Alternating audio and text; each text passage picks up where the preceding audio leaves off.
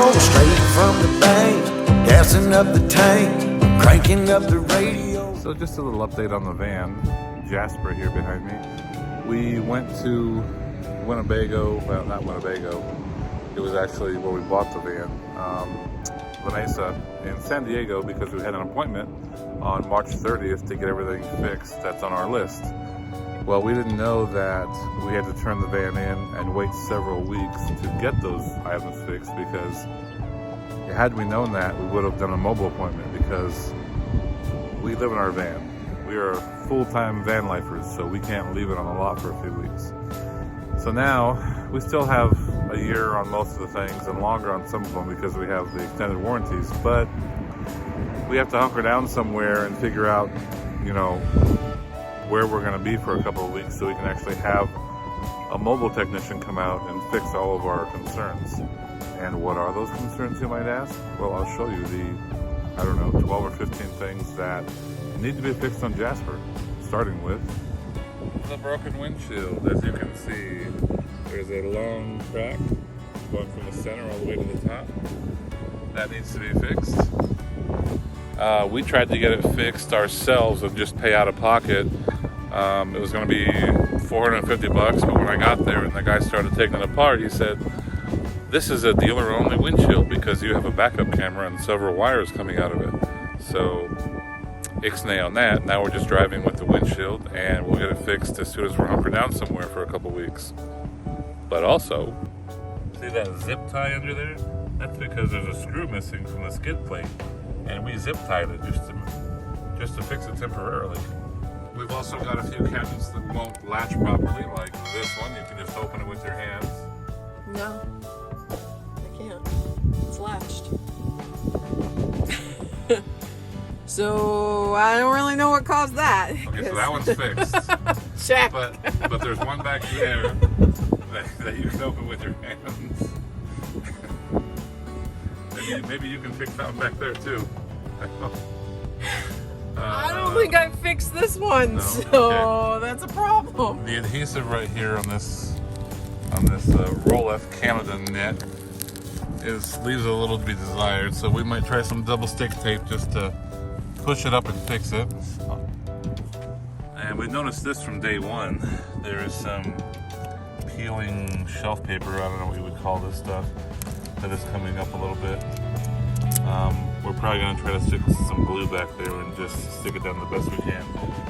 Because we decided we're just going to have to do all these things ourselves. Most of them. There's 2 or 3 that we are going to have them fixed because they're just out of our league. Another major thing is this reading light up here will not turn off. After about 2 weeks of ownership, we went to go turn it off, and Jody got shocked, and it hasn't worked since then. Well, it hasn't turned off since then. It works fine. It works perfect. Yeah, but you can't make it blue. Yeah, there is another key factor to this light. If you push the button again, it turns blue, it turns different colors. So I ordered one from Camping World, and we're gonna get it shipped out, and I'm just gonna take this off and replace it myself. So there you go. Boom, that will be fixed. And then one day, when it was a little windy, this blew all the way open, and the struts actually came out. So we had to kind of jimmy rig a little fixer and put them back in, and it works okay if you just pop it out to this angle right here. If you go any higher than that, it's kind of like they're gonna fall apart again. So we're gonna order a couple of these struts from Walmart or Camping World and do that ourselves as well, because Ram and Winnebago is, 2 months out on everything. So that's another do-it-yourself fixer. Also, this little nylon cover here, you can see that this button is all cramped and screwed up. I'm going to try to get some pliers and straighten it out so it actually snaps on there like it's supposed to. So another thing that we'll just take care of. I got some of this double stick tape, and I'm going to try to fix our screen here, because this should be straight out like this. Tell them why it's important. It's And instead of using a couple screws right here, I don't know if I'm going to hurt anything inside here, so I'm going to try to double stick tape it. If not, then we'll go to screws. But the reason why you want this flat and straight is because 9 times out of 10, when you close a sliding door, that gets in the way. And you go to start your van and drive off, and it says, "Hey, stupid, your door's open." And for some reason, they did not hook up my soundbar to my TV. So I will have to unscrew the soundbar and do that myself, which is a pain in the ass, but I know how to do it. So the trash can light, well, I call it the trash can light, but it's the light in this bin here, goes on and off at its own leisure. It seems like it's a motion light, but only sometimes.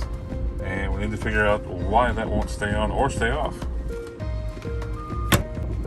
The thing that really bugged us, that we had to take care of ourselves, we couldn't wait for Ram or Winnebago or whoever to fix it, was that our serpentine belt was making a huge noise every time we started, and for sometimes 4 or 5 minutes after, you know, as we're driving and turning and backing up and whatever. But we had that replaced in the valley because Jody had a place that she really trusted to do the work, and we knew we were going to be out of pocket. So luckily they only charged us $177 to get it fixed, and that was the problem. Jasper sounds great now, no more serpentine problems, and we can try to submit it for reimbursement, but I doubt that they're going to pay for it, because they'll just say, "Hey, you should have went to Ram and waited 2 weeks and we would have fixed it for you." You know what, we should just start a shop. We should. Since everybody's a couple months out. RV repairs. RV repairs. We'd be really busy. We won't know what we're doing. No, but we could do it fast. We could do it fast, that's right. Oh, and one last thing. I need a new TV. Because on the top left, there's like a dead spot on the top left when we're watching shows, especially if there's a lot of darkness to the shows. Looks horrible. There's a white spot. Yeah. Yeah, there's white spots where there should be dark spots. Stay tuned.